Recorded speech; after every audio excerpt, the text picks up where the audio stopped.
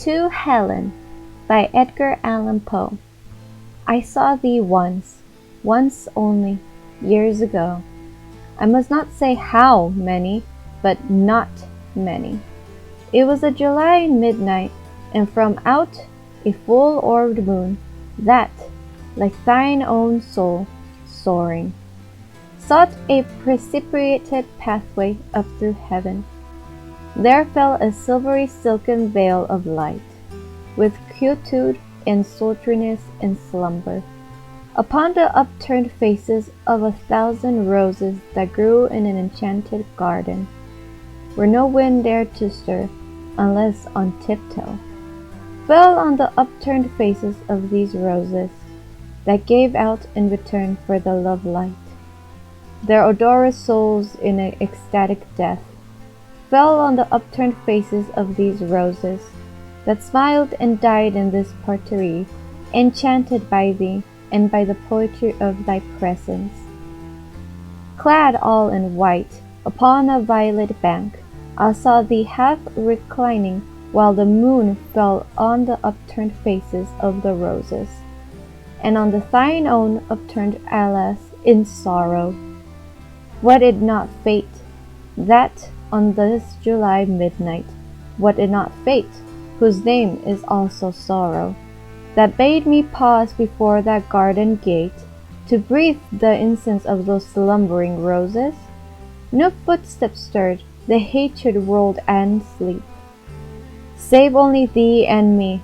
O heaven, O God, how my heart beats in coupling those two words, save only thee and me. I paused, I looked, and in an instant all things disappeared. Ah! Bear in mind this garden was enchanted. The pearly lustre of the moon went out. The mossy banks and the meandering paths, the happy flowers and the repeating trees, were seen no more. The very rose's odor died in the arms of the adoring airs.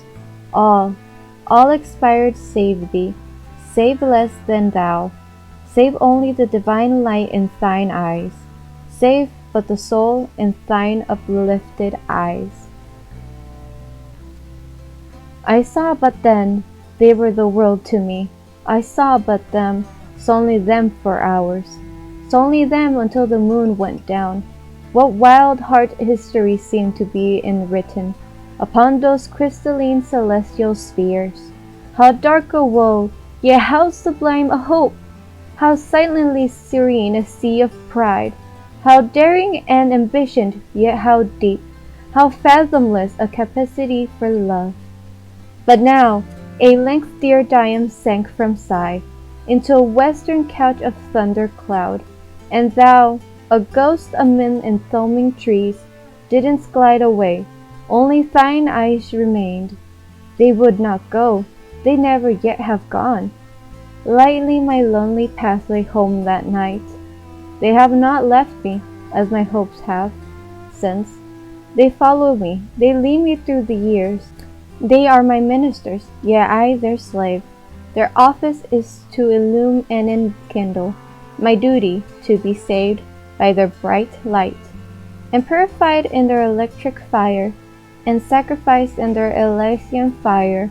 They fill my soul with beauty, which is hope, and are far up in heaven. The stars I kneel to in the sad, silent watches of my night, while even in the meridian glare of day I see them still, two sweetly scintillant Venuses unextinguished by the sun.